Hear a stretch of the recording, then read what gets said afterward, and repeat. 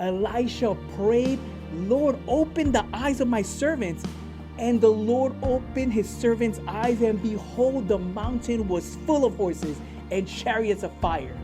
Join us in today's Bible passage as we read 2 Kings 6, where Elisha opens the eyes of his servants and they see all these angels protecting them.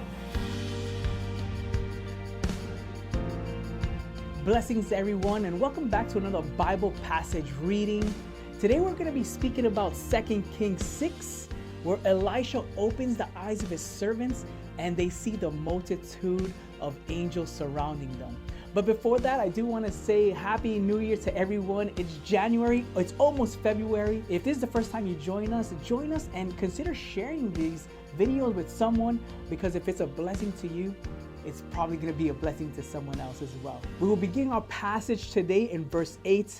Usually we'll start in verse 1, but there's so much things happening in one chapter that I want to make sure we highlight our story of today.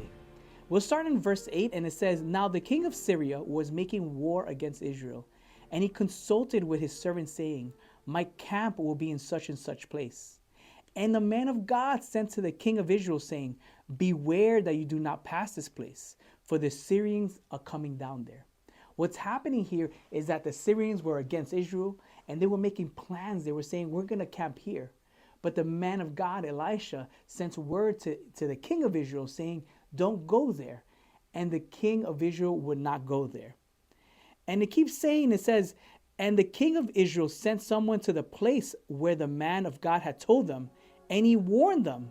And he said, be watchful in that place. So the king of Israel said to the whole area, be careful, because the man of God said that this is going to be a dangerous location. And this didn't happen just once or twice. It happened a lot of times. Therefore, the heart of the king of Syria was greatly troubled by this thing. And he called all his servants and he said to them, will you not show me which one of you is with the king of Israel? Because obviously somebody's telling him something, because it's only us here. And it says, and his servant said, none, O Lord, my king, but it's Elisha, the prophet, who is in Israel, who is the king. He tells the king of Israel your words that you speak, even in your bedroom. So he said, go and see where he is, that I may send to get him. And it was told to him, saying, surely that he is in Dothan. The king of Syria is asking his servants, which one of you is it? And they all knew it. It's none of us. Please don't kill us. It's Elisha. He's a prophet of God and he's in Israel. So the king of Syria goes to try to get the prophet. And therefore he sent horses and chariots, and he sent a great army there. And he came by night, and he surrounded the city. And when the servant of God arose early and he went out, there was an army surrounding the city with horses and chariots. And the servant said to him, alas, my master, what shall I do? So the servant of Elisha comes and he's like, what are we going to do? Honestly, if I was the servant there too, I'd be, well, first of all, I'd be praying to God, but I'd be scared also if you saw an army coming against you, surrounding your house. You would say, what is this? What are we going to do? Master, what should we do?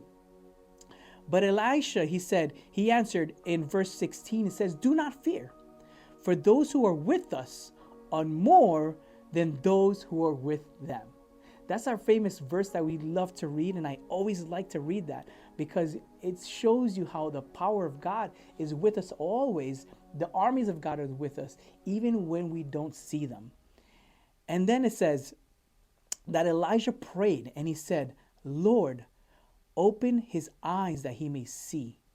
Then the Lord opens the eyes of the young man, and he saw, and behold, the mountain was full of horses and chariots of fire all around Elisha. So when the Syrians came down to him, Elisha prayed to the Lord and said, strike the people, I pray, with blindness. And he struck them with blindness according to the word of Elisha. I also like this little piece here because it's also showing us the power that the prophet has to pray to God and say, God, I need this to happen. It happens. and God strikes the people exactly how Elisha said, how Elisha the prophet said that it would happen. In verse 19, it says, "Now Elisha said to them, 'This is not the way, nor this is your city. Follow me, and I will bring you to the man you seek.' But he led them to Samaria, to somewhere else. So it was when they had come to Samaria that Elisha said, 'Lord, open the eyes of these men that they may see.' And the Lord opened their eyes, and they saw where they were. They were inside Samaria. Now the king of Israel saw them, and he said to Elisha, 'My father,'" the king of Israel speaking to Elisha, "'My father, shall I kill them? Shall we kill them? What shall we do to them?' And Elisha answers, he says, 'You shall not kill them. Would you not kill those, or would you kill those that you have taken captive with your sword or with your bow?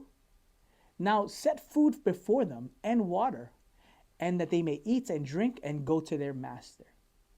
And he prepared a great feast for them." Not just food, he says he prepared a great feast for them. "And after they ate and drank, he sent them away, and they went to their master. So the bands of Syrians and raiders came no more into the land of Israel." This is what one man can do. He can change the trajectory of a whole war. The Syrians were trying to come against Israel, but he took them, not only showed his servants all the multitude of angels and chariots of fire from heaven, but he was able to lead those Syrians that were against them into captivity. Just one man led them into captivity.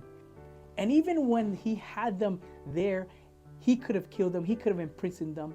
He actually gave them food. He told the king of Israel, "Give them food, treat them well, and then send them off." And all that became almost like a token of peace.